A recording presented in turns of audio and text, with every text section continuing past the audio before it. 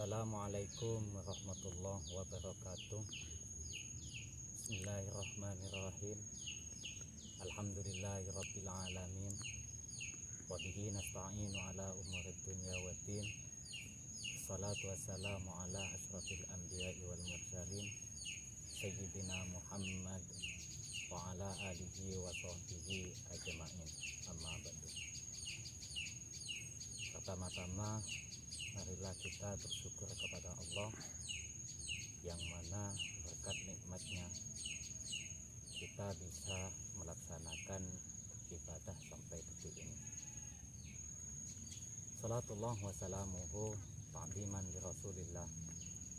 Senantiasa kita haturkan kepada junjungan kita Nabi besar Muhammad sallallahu alaihi wasallam, yang mana beliau telah sukses mengangkis kita dari alam jahiliyah menuju alam ilmiah, yakni dengan adanya Islam dan iman.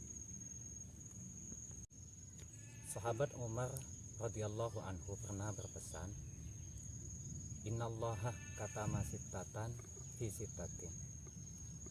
Sesungguhnya Allah menyimpan 6 perkara dari 6 perkara yang lainnya. Yang pertama, katama radha'ah fi ta'atin. Allah menyembunyikan keridhoannya di dalam ketaatan kepadanya, agar manusia melaksanakan semua ketaatan kepadanya, sehingga tidak siapapun yang mampu meremehkan tentang ketaatan tersebut, meskipun itu sangat kecil, karena bisa jadi disitulah ada ridho Allah. Seperti yang dikisahkan Imam Ghazali, di mana beliau pernah bermimpi ditanyakan oleh Allah, amal apa saja yang telah engkau perbuat? Kata Allah kepada Imam Ghazali. Imam Ghazali menjawab satu persatu amal yang telah diperbuat. Namun apa kata Allah? Amal yang engkau perbuat, yang telah kamu sebut, saya tolak. Namun ada satu kebaikan yang saya terima. Apa itu? Ketika kamu menulis karyanya, di situ ada seekor lalat yang hinggap untuk meminum tintanya. Namun kamu membiarkan lalat tersebut karena kamu merasa kasihan. Disitulah amal yang saya terima, kata Allah. Dari kisah Imam Ghazali tersebut kita bisa belajar bahwa dari hal yang kecil saja bisa mendapatkan ridho Allah, apalagi yang besar. Maka dari itu kita harus memperhatikan tentang apa yang harus kita perbuat. Jangan menilai segi ibadahnya, meskipun kecil, siapa tahu di situ ada ridho Allah. Yang kedua, waqat amalul ghadabah fi maksiatin. Allah menyembunyikan tentang kemurkaannya di dalam kemaksiatan seorang hambanya, agar manusia menjauhi segala bentuk kemaksiatan. Meskipun itu sangat kecil, bisa jadi disitulah Allah murka. Jadi kita tidak harus melihat ini hanya dosa kecil, ini hanya maksiat yang kecil, tidak mungkin mendapatkan dosa yang besar. Jangan salah, bisa jadi kita yang mengerjakan kemaksiatan meskipun kita anggap remeh, disitulah bisa jadi murkanya Allah. Wa qatamal lailatal qadri fi syahr Ramadan. Allah menyembunyikan Lailatul Qadar pada malam bulan Ramadan agar manusia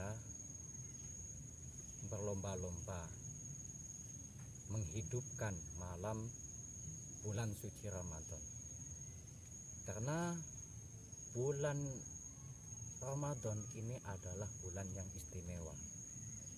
Seperti yang disebutkan dalam hadis bahwa perbuatan amal sunnah itu sama halnya kita mengerjakan ibadah wajib di bulan-bulan yang lainnya.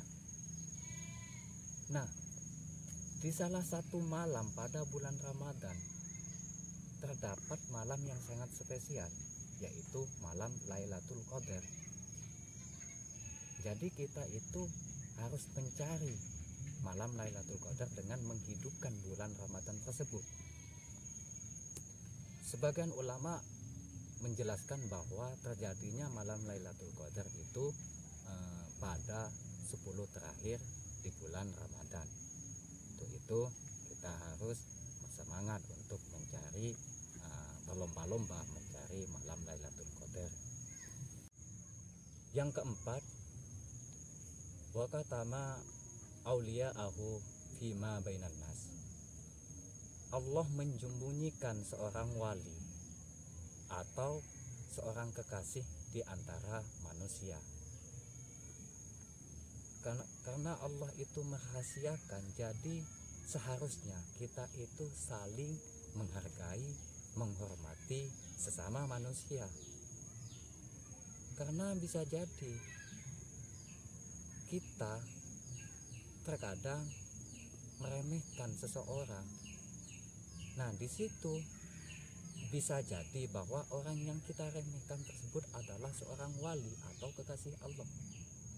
Jadi seharusnya kita itu lebih berhati-hati. Seharusnya kita itu saling menghormati, menghargai. Itu. Yang kelima adalah wa katamal mautah fil umri. Allah menyembunyikan kematian di dalam umur. Kullu nafsin dha'iqatul maut. Semua manusia akan mati. Kapan terjadinya kematian tersebut hanya Allah yang tahu. Jadi sebaik-baiknya manusia ialah yang mempersiapkan dengan baik kematiannya, tentang kematiannya. Lakukan segala perintah Allah, jauhi larangannya. Karena umur tidak ada yang tahu, hanya Allah yang tahu. Yang menentukan kematian itu adalah Allah. Persyaratan mati tidak hanya sakit. Persyaratan mati tidak hanya tua. Jadi kita tidak tahu kapan ajal akan menjemput kita. Bisa jadi nanti, bisa jadi besok, dan seterusnya. Yang terakhir, yang keenam, wa katama sholatal wusta fi sholawati. Allah menyembunyikan keutamaan sholat di dalam sholat 5 waktu. Jadi di antara 5 waktu itu Allah menyembunyikan keutamaan sholat atau sholat yang paling utama.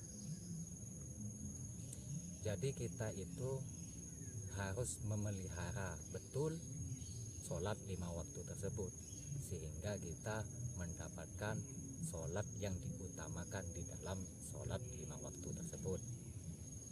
Cukup mungkin dari itu yang bisa saya sampaikan. Kurang lebihnya mohon maaf, atau ada terjadi kesalahan dalam